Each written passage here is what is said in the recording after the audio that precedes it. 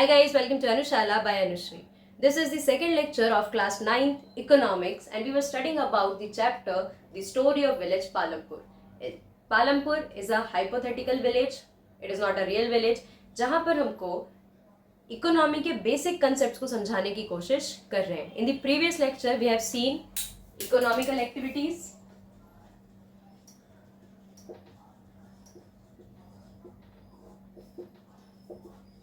There are three types of economical activities: primary, secondary and tertiary. Primary activity includes production and extraction, secondary activity includes manufacturing and tertiary activity includes services. है ना. tertiary activities का काम क्या है? To support the primary and secondary activities, and all three activities they are known as economical activities. Why? Because they are the source of economy. ये economy का एक basic है जो मनी को अर्न करने में मदद कर रहा है. नाउ पिछली क्लास में हमने देखा था कि प्राइमरी में प्रोडक्शन और एक्सट्रैक्शन दोनों इंक्लूडेड है ना. अब in this lecture we are going to study about the cost of production.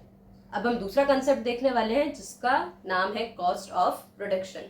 Cost का मतलब होता है लागत. कॉस्ट का मतलब क्या है? लागत.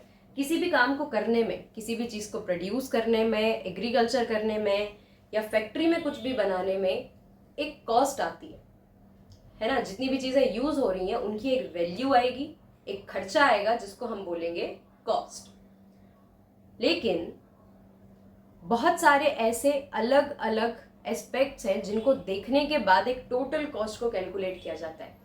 ये कैसे किया जाता है हम आज के लेक्चर में समझने वाले हैं. So let us begin with it. Let us take two different examples जिनकी मदद से हम कॉस्ट ऑफ प्रोडक्शन को समझने वाले हैं. पहले एग्जांपल हम लेंगे एग्रीकल्चर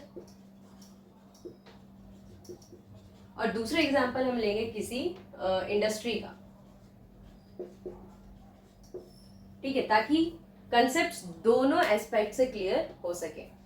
देखो, एग्रीकल्चर और इंडस्ट्री. एग्रीकल्चर में प्रोडक्शन हो रहा है और इंडस्ट्री में हो रही है मैन्युफैक्चरिंग. पहले हम देखेंगे इंडस्ट्री में कॉस्ट ऑफ प्रोडक्शन कैसे आएगी. अगर मैं एग्रीकल्चर कर रही हूँ, if I am a farmer and I am doing agriculture and suppose I am growing wheat. ठीक है, suppose I am growing wheat. तो अब मैं इस वीट को प्रोड्यूस करने के बाद मार्केट में बेचूंगी, है ना. This wheat will be sold into the market. Market में मैं उसको किस प्राइस पे बेचूंगी, उस किस कीमत पर मैं इसको बेचने वाली हूँ, वो डिपेंड करेगी मैं मेरे वीट के प्रोडक्शन में कॉस्ट कितनी आई. जितनी कॉस्ट होगी वो तो मेरे जेब से लग रही है. तो जब भी मैं उसको बेचूंगी, जब भी मैं उसका प्राइस तय करूंगी, तो मैं ये देखूंगी कि पहले तो कॉस्ट जितनी भी लगी है वो मुझे वापस मिलनी चाहिए. मुझे कॉस्ट के ऊपर प्रॉफिट भी चाहिए, वरना एग्रीकल्चर करने का कोई मतलब नहीं है ना. अगर मुझे जितना पैसा मैंने लगाया उतना ही मिल रहा है, कोई प्रॉफिट अर्न नहीं हो रहा है, तो फिर इसको करने का कोई मतलब नहीं है ना. बिजनेस का या किसी भी इकोनॉमिकल एक्टिविटी का मोटिव क्या है? To earn profit. That's why जब भी हम वीट की प्राइस निकालेंगे तो वो कैसे निकलेगी? Cost plus profit.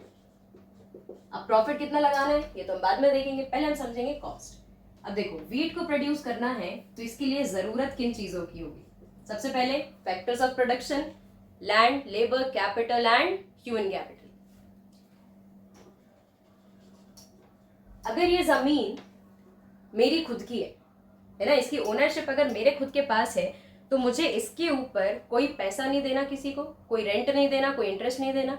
ठीक है, तो ये हो जाएगी, इस पर मुझे कोई पैसा नहीं लगेगा. लेकिन इस जमीन को खरीदने की जो कॉस्ट, इस जमीन को जब मैंने खरीदा था तो जो भी मेरी कॉस्ट रही होगी वो मैं इसमें इंक्लूड करूंगी. यहां हम समझते हैं कि ये जो जमीन है दिस इज ऑन रेंट. ठीक है, ये हमारी खुद की जमीन नहीं है, हम किसी और की जमीन को रेंट पर लेकर उस पर वीट को ग्रो कर रहे हैं. तो अगर लैंड है, लैंड यूज हो रहा है, फैक्टर ऑफ प्रोडक्शन है, तो इसकी बदले मुझे क्या देना पड़ेगा? रेंट. देन लेबर, लेबर लगेंगे. लेबर्स को मैं क्या दूंगी? वेजेस, है ना. अगर मैं लेबर से काम करा रही हूँ अपने फील्ड पर तो मुझे उनको पैसा तो देना पड़ेगा, तभी तो वो काम करेंगे. Land, labour, then capital. अब देखो, ये जो कैपिटल है ये लग रहा है मेरी जेब से, ये पैसा मेरी जेब से लग रहा है, तो ये पूरा का पूरा मैं इसको भी कॉस्ट में इंक्लूड करूंगी, है ना। मुझे जो पैसा मैं इन्वेस्ट कर रही हूँ मुझे वो पैसा भी वापस चाहिए। फिर मान लो अगर ये कैपिटल मेरा नहीं है, अगर ये मेरा है तो भी मैं इसको इंक्लूड करूंगी, और अगर ये मेरा नहीं है, मैंने बैंक से लिया या किसी मनी लेंडर से दिया है, तो मुझे इसके ऊपर देना पड़ेगा इंटरेस्ट। मुझे इसके ऊपर क्या देना पड़ेगा? इंटरेस्ट। एक और खर्चा आ गया। Then raw materials. Raw materials क्या होंगे? वीट के लिए हमें सीड्स लेने पड़ेंगे। ट्रेडिशनल सीड्स यूज कर रहे हैं तो कोई दिक्कत नहीं है, लेकिन अगर हम HYV सीड्स यूज कर रहे हैं या अगर हम मार्केट से सीड्स खरीद रहे हैं, ठीक है, तो हमें उसका पैसा देना पड़ेगा। और क्या आएगा रॉ मटेरियल्स में? पेस्टिसाइड्स, फर्टिलाइजर्स, मैन्योर, ये सब भी हमको मार्केट से खरीदना पड़ेगा, तो इसका खर्चा आ गया। देन इसके बाद मशीनरी जो है, मशीनरी का खर्चा आएगा। फिर इरिगेशन फैसिलिटीज अगर हमने कुछ अलग से लगाई है तो उसका भी खर्चा आएगा। ये सारे खर्चे जो है, ये सारे खर्चे वीट को मार्केट में बेचने से पहले मुझे उठाने पड़ेंगे, है ना। पैसा मुझे कब मिलेगा? जब मैं वीट मार्केट में बेचूंगी। लेकिन ये सारे खर्चे मुझे उससे पहले पूरे करने पड़ेंगे। इन सब की, जैसे rent plus wages plus interest plus cost of the raw materials, cost of machinery, cost for irrigation facilities, ये सबको जब मैं प्लस करूंगी तो मेरे पास एक वैल्यू आएगी, है ना। इन सबको प्लस करने के बाद मेरे पास एक वैल्यू आएगी जो मुझे ये बताएगी कि इतना पैसा इस काम में ऑलरेडी मैं लगा चुकी हूँ, है ना। मान लो ये सब करने में मेरे 100 रुपीज लग जाते हैं। We are taking just an example, है ना। एग्जाम्पल सिंपल नंबर्स में क्यों लेते हैं? ताकि समझना सबके लिए इजी हो। सपोज मेरी कॉस्ट कितनी लग गई इसमें? 100 रुपीज। अब जब मैं इसको मार्केट में बेचने जाऊंगी तो मुझे और कुछ कॉस्ट भी इंक्लूड होंगी। अपने सामान को मार्केट तक ले जाने या मंडी तक ले जाने में ट्रांसपोर्टेशन कॉस्ट लग जाएगा, ठीक है। फिर मंडी में बेचना है अगर मुझे अपना सामान, और वहां पर कुछ कॉस्ट लगता है ना। जगह को एक्वायर करने के लिए मुझे कुछ रेंट देना पड़ता है, तो वो भी मैं इसमें इंक्लूड करूंगी, ठीक है। सब कुछ इंक्लूड करने के बाद सपोज 50 रुपीज और लग जाते हैं, तो मेरी कॉस्ट कितनी हो गई टोटल? 150। अब ऐसा तो नहीं ना कि 150 रुपीज पहले ही लग चुके तो सिर्फ 150 रुपीज में ही बेच दूंगी। मुझे अब इस पे क्या चाहिए? प्रॉफिट। अगर मैं सोचती हूँ कि मुझे इस पे 100 रुपीज प्रॉफिट अर्न करना है, तो कितने रुपीज में वीट बेचूंगी? 250, ठीक है। अब देखो, ये 250 प्राइस है, कीमत है, वैल्यू है ना। और ये जो 150 है, दिस इज कॉस्ट। इन दोनों के बीच का डिफरेंस ही निकालते हैं हम प्रॉफिट। Simple maths. लेकिन यहां पर जब भी हम एग्रीकल्चर कर रहे हैं या हम ऐसी इंडस्ट्री में काम कर रहे हैं जहां पर हमारे अलावा और भी प्रोड्यूसर्स हैं, हमारे अलावा और भी मैन्युफैक्चरर्स हैं, तो ये जो प्राइस है ये हर बार हम अपने अकॉर्डिंग नहीं लगा सकते, है ना। मार्केट में अगर जितने भी फार्मर्स हैं वो लोग वीट बेच रहे हैं 220 रुपीज पर केजी, ठीक है, और मैं ले जाती हूँ 250 रुपीज पर केजी, तो मेरी वीट को खरीदने में लोग हिचकिचाएंगे, है ना। हो सकता है कि इसको ना ही खरीदे, क्यों? क्योंकि सस्ती वीट इज ऑल्सो अवेलेबल, ठीक है। That is why it is important कि हम प्राइसेस अपने साथ वालों के अकॉर्डिंग ही लगाएं, है ना। हम उनसे थोड़ा बहुत ऊपर नीचे कर सकते हैं, लेकिन इतना डिफरेंस वहां पर नहीं चलेगा, ठीक है। तो यहाँ पर क्या होगा? कॉन्फ्लिक्ट्स होने के चांसेस हैं। हो सकता है कि 250 रुपीज पर केजी वाली वीट को कोई ना खरीदे, या इसके लिए हमारे पास कस्टमर्स कम हो। लेकिन कॉस्ट कैसे निकली? आई होप ये समझ में आया आपको, है ना। जितने भी हमारे खर्चे सामान को बेचने से पहले, उसको प्रॉपरली प्रोड्यूस करने से पहले हो चुके हैं, उनको गिनेंगे कॉस्ट ऑफ प्रोडक्शन। यहां पर ये हमने देखा एग्रीकल्चर का एग्जाम्पल। अब हम देखेंगे इंडस्ट्री का एग्जाम्पल। निकालनी हमको कॉस्ट ही, ठीक है। चलो let us take an example कि I am producing a candy. एक कैंडी को प्रोड्यूस करना है, तो ऑब्वियसली बात है कैंडी को प्रोड्यूस करना है, इंडस्ट्री है तो कहां पर काम होगा? फैक्ट्री में काम होगा, ठीक है। तो यहां पर कॉस्ट ऑफ प्रोडक्शन में क्या क्या इंक्लूड होगा? Factory rent. अगर फैक्ट्री मेरी खुद की नहीं है, वो जमीन, वो एरिया, वो रूम मेरा खुद का नहीं है, तो मुझे उस पर देना पड़ेगा रेंट। लेकिन अगर मेरा खुद का है तो उसको खरीदने में या उसको बिल्ड करने में जो पैसा लगा है वो भी मैं यहाँ पर इंक्लूड करूंगी, ठीक है, तो हम इसको लिख लेते हैं फैक्ट्री एक्सपेंस, है ना। और फैक्ट्री एक्सपेंस में और क्या क्या इंक्लूड हो जाएगा, इलेक्ट्रिसिटी, क्योंकि मशीन से काम होगा तो लाइट्स होंगी, मशीन्स होंगी, फैंस होंगे, इन सब का जो इलेक्ट्रिसिटी चार्ज होगा उसको भी जोड़ूंगी, है ना। तो फैक्ट्री एक्सपेंस में हम देख लेते हैं इलेक्ट्रिसिटी प्लस वाटर, ठीक है। क्यों, क्योंकि फैक्ट्री में पानी की भी जरूरत पड़ेगी, तो इन दोनों के एक्सपेंस को भी हम फैक्ट्री एक्सपेंस में ही इंक्लूड करेंगे, ठीक है। और इसके साथ और क्या क्या है, रेंट। देन फैक्ट्री एक्सपेंस के बाद मुझे क्या चाहिए, लेबर्स। क्यों, because if I am having a manufacturing unit तो मैं अकेले काम नहीं कर सकती, मुझे वर्कर्स की जरूरत पड़ेगी, वर्कर्स की या लेबर्स की जरूरत पड़ेगी, लेबर्स नहीं, हम यहाँ पर इनको लिखेंगे वर्कर्स, है ना। फैक्ट्री में काम करने वालों को या इंडस्ट्री में काम करने वालों को हम बोलते हैं वर्कर्स, ना कि लेबर्स, ठीक है। तो यहाँ पर वर्कर्स है, वर्कर्स को क्या देना पड़ेगा, वेजेस। फिर उसके बाद मुझे लगेंगे रॉ मटेरियल्स, कैंडी बनाने के लिए रॉ मटेरियल्स क्या क्या होगा, इफ कैंडी मैं फ्रूट से बना रही हूँ तो फ्रूट्स को खरीदना, fruits will be raw materials, sugar को खरीदना पड़ेगा, फिर अगर मुझे उसको प्रिजर्व करने के लिए कुछ केमिकल्स लगते हैं तो वो भी रॉ मटेरियल के अंदर इंक्लूड होंगे। देन रॉ मटेरियल्स के बाद और क्या लगेगा मुझे, मशीन्स, मशीन्स यहां पर इंक्लूड होंगी, मशीन्स का मेंटेनेंस इंक्लूड होगा। देन यहां पर ये जो 4 एक्सपेंसेस हैं हमारे, ये तो हो ही गए जब तक कैंडी हमारी बनी नहीं थी, है ना। अभी इन सब की मदद से बन गई हमारी कैंडी, ठीक है। मान लो इन सबको मिलाकर मेरे पास टोटल खर्चा आया 100 रुपीज।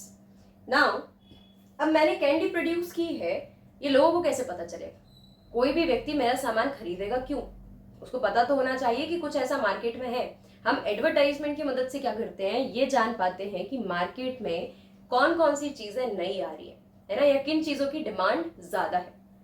अगर मार्केट में कोई नई कैंडी आई है, कोई नया टूथपेस्ट आया, तो कैसे पता चलेगा, क्योंकि उसकी हम एडवर्टाइजमेंट देखेंगे। एडवर्टाइजमेंट कहीं पर भी हो सकती है, मतलब टीवी के थ्रू हो सकती है ना, ऑन डिफरेंट वेबसाइट्स हो सकती है, न्यूज़पेपर्स में हो सकती है, रेडियोज में हो सकती है, मैगजीन्स में हो सकती है, या पैम्पलेट्स भी डिस्ट्रीब्यूट हो सकते हैं अलॉन्ग विद द न्यूज़पेपर्स। तो इसकी मदद से क्या होगा, अब मुझे ये बताना पड़ेगा कि मैंने कुछ प्रोड्यूस किया है ना, मैंने एक कैंडी बनाई है, तो अब मैं इसको मार्केट में बेचूंगी और उसको रिस्पॉन्स ज्यादा मिले, इसलिए जरूरी क्या है कि मुझे उसकी एडवर्टाइजमेंट करानी पड़ेगी, ठीक है। तो मेरे पास एडवर्टाइजमेंट का खर्चा आ गया। फिर मुझे यहाँ से, मतलब जहां भी मेरा फैक्ट्री यूनिट है वहां से मुझे मार्केट तक ले जाना पड़ेगा। मार्केट में मुझे अलग अलग होलसेलर्स और रिटेलर्स को क्या करना पड़ेगा, अपनी कैंडी डिस्ट्रीब्यूट करनी पड़ेगी, ठीक है। तो हम ट्रांसपोर्टेशन ले लेते हैं। अब एडवर्टाइजमेंट और ट्रांसपोर्टेशन का भी खर्चा मिला लेते हैं। सपोज ये आ गया 50 रुपीज, है ना, तो कॉस्ट कितनी हुई 150। अब मुझे इसमें प्लस करना है अपना प्रॉफिट, फिर जो भी प्राइस आएगा वो होगा the final price of the candy. यहाँ पर ध्यान देने की जरूरत है 150 पर कैंडी कॉस्ट नहीं है ना, 150 टोटल जितना भी प्रोडक्शन किया उसकी कॉस्ट है। अब जितनी भी कैंडीज प्रोड्यूस हुई होंगी, है ना, जो सही से प्रोडक्शन हुआ है, जिसको हम मार्केट में भेजने लायक है, तो वो उससे डिवाइड करके हम पर कैंडी की कॉस्ट निकाल सकते हैं, ठीक है। यहाँ पर एक खर्चा और आएगा, पैकेजिंग, है ना, हमने जो भी प्रोडक्ट बनाया है हमें उसको प्रॉपर पैकेजिंग देनी पड़ेगी, फिर ही हम उसके बाद उसको मार्केट में भेज सकते हैं। This is how the cost of anything which is produced can be calculated. ये हो गया आपका कॉस्ट ऑफ प्रोडक्शन। अब यहाँ पर एक और चीज देखने के लिए जरूरी है, जैसे हमने यहाँ पर देखा था कि हम वीट जो है, क्योंकि बहुत सारे फार्मर्स वीट ग्रो कर रहे हैं तो हम प्राइस मनमाने तरीके से नहीं लगा सकते। सेम अप्लाइज इन इंडस्ट्रीज ऑल्सो। तो फिर प्राइस कैसे मेंटेन होती है, क्योंकि खर्चे तो समय के अकॉर्डिंग बढ़ते जाते हैं। अब एक और मार्केट कंडीशन के बारे में पढ़ते हैं, जहां पर प्राइसेस जो है वो नहीं बढ़ पा रही है लेकिन कॉस्ट बढ़ती चली जा रही है। अब कॉस्ट बढ़ रही है और प्राइसेस जो है वो सेम है, तो ऐसी कंडीशन में क्या होगा, प्रॉफिट रिड्यूस होगा। लेकिन अगर प्रॉफिट रिड्यूस ही होता चला जाएगा तो after a certain period of time जो मैन्युफैक्चरर्स हैं उनको अपना काम बंद करना पड़ेगा, क्योंकि अगर प्रॉफिट अर्न नहीं हो रहा है तो मैन्युफैक्चर करके क्या करेंगे। देन इन सच कंडीशन क्या होता है, हम ये समझने वाले। जैसे अगर आप एक बहुत ही प्रैक्टिकल एग्जाम्पल देखा हो आपने, डेयरी मिल्क जो है, डेयरी मिल्क अलग अलग रेंज में आती है, 5 रुपए वाली भी डेयरी मिल्क आएगी, 10 वाली भी आएगी, 20 वाली भी आएगी और उससे बड़ी भी आएगी। लेकिन जो पहले डेयरी मिल्क आती थी सेम प्राइस में, डेयरी मिल्क कई सालों से 5 रुपए में भी आ रही है, 10 में भी आ रही है, 15 में, 20 में भी आ रही है, लेकिन अब सेम प्राइस में क्वांटिटी थोड़ी सी कम कर दी गई है। डेयरी मिल्क की जो लेयर है वो पहले थोड़ी सी मोटी होती थी, अब उसको पतला कर दिया गया, साइज को थोड़ा छोटा कर दिया है। क्यों कर दिया है? क्योंकि कॉस्ट इंक्रीज हो रही है ना। लेकिन अगर आप कोई मार्केट में जाके 5 रुपए वाली जो डेयरी मिल्क है उसको 10 रुपए वाली डेयरी मिल्क में बेचना चाहेगा तो लोग नहीं खरीदेंगे। क्यों नहीं खरीदेंगे? क्योंकि खाने वाले को ये नहीं समझ में आता, उसको ये नहीं रियलाइज होता है कि कॉस्ट भी इंक्रीज होती है। उसको ये लगता है कि यहाँ पर सिर्फ हमारे लिए प्राइस इंक्रीज हुई है, ठीक है। दैट इज वाई यहाँ पर मैन्युफैक्चरर्स क्या करते हैं, जब प्राइसेस को नहीं बढ़ा सकते लेकिन कॉस्ट बढ़ रही है, लेस चिप्स में भी तो यही होता है। पहले चिप्स की क्वांटिटी ज्यादा आती थी 10 रुपए में, लेकिन अब हवा की क्वांटिटी ज्यादा आती है। वाई? क्योंकि उनको वेट उतना मेंटेन करना है, लेकिन वो प्राइस नहीं बढ़ा सकते, है ना। 10 रुपए वाला जो चिप्स है अगर वो आपको 15 रुपए या 20 रुपए में मिलेगा तो उसके कस्टमर्स कम होने लगेंगे। This is the strategy of manufacturers. क्यों? क्योंकि मैन्युफैक्चरर्स को कस्टमर की मेंटालिटी समझ में आती है, इसलिए वो क्या कर रहे हैं, प्राइस को सेम रख रहे हैं, है ना, प्राइस को सेम रख रहे हैं, लेकिन कॉस्ट को मेंटेन करने की कोशिश कर रहे हैं, कॉस्ट को कम करने की कोशिश करते हैं, ठीक है। दूसरा तरीका क्या है, ऐसे रॉ मटेरियल्स को यूज करना बंद कर देते हैं जो कॉस्टली आ रहे हैं, है ना। थोड़े से कम क्वालिटी वाले रॉ मटेरियल्स को यूज करके वो प्रोडक्ट को बना देते हैं, जिसके कारण क्या होता है, प्रोडक्ट की क्वालिटी कॉम्प्रोमाइज होती है। So these are some of the market strategies. हमने देखा कॉस्ट कैसे निकलती है, cost of production in agriculture as well as in industries, ठीक है। फिर अगर कॉस्ट बढ़ती चली जा रही है लेकिन प्राइस नहीं बढ़ा सकते, प्राइस अपने आप से डिसाइड नहीं कर सकते, क्योंकि बाकी मैन्युफैक्चरर्स भी हैं जो सेम प्रोडक्ट को प्रोड्यूस कर रहे हैं, है ना। और अगर आपको उनके साथ compete करना है तो आपको उनके लेवल पर प्राइसेस को लेकर आना पड़ेगा, लेकिन कॉस्ट तो सबकी अलग अलग है, क्योंकि सब अलग अलग क्वालिटी का रॉ मटेरियल्स यूज कर रहे हैं, अलग अलग रीजन्स में बैठ के सारी चीजों को बना रहे हैं, अलग लेवल पर एडवर्टाइजमेंट कर रहे हैं। That is why it's important to maintain a proper balance of price as well as cost. क्यों? क्योंकि अगर आप प्राइसेस बहुत ज्यादा बढ़ा दोगे तो आप मार्केट में सर्वाइव नहीं कर पाओगे, और अगर कॉस्ट बहुत ज्यादा बढ़ जाएगी तो वैसे भी बिजनेस सर्वाइव नहीं कर पाएगा, है ना। That is why it is important कि मार्केट में भी सर्वाइव किया जा सके और एक सफिशिएंट अमाउंट ऑफ प्रॉफिट को भी अर्न किया जा सके।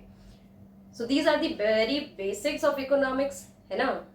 मार्केट को थोड़ा सा समझाने की कोशिश की, अभी भी हमने इसमें डिमांड, सप्लाई, इन सब चीजों के बारे में नहीं पढ़ा है, क्योंकि एट दिस लेवल अभी आपको उनकी जरूरत नहीं है। जैसे जैसे इकोनॉमिक्स का लेवल बढ़ता चला जाएगा वैसे वैसे हम कंसेप्ट्स की कॉम्प्लेक्सिटी भी बढ़ाते जाएंगे। So I hope you understand the lecture, you understand the concept of cost of production. If you have any doubt, do ask me in the comment section, and don't forget to like, comment, share and subscribe. Thank you.